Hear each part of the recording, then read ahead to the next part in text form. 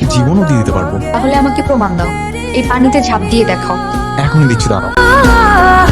আমি তো মজা করে বলছি। তাহলে বলো তুমি আমাকে ভালোবাসো? ভালোবাসি। কি তো বসে আছে? কোনে কই? কোনে তো আমার পাশেই বসে আছে। কালাডা না সাদাডা? কোনে তো আমার পাশে চেয়ারে বসে আছে। এই যে।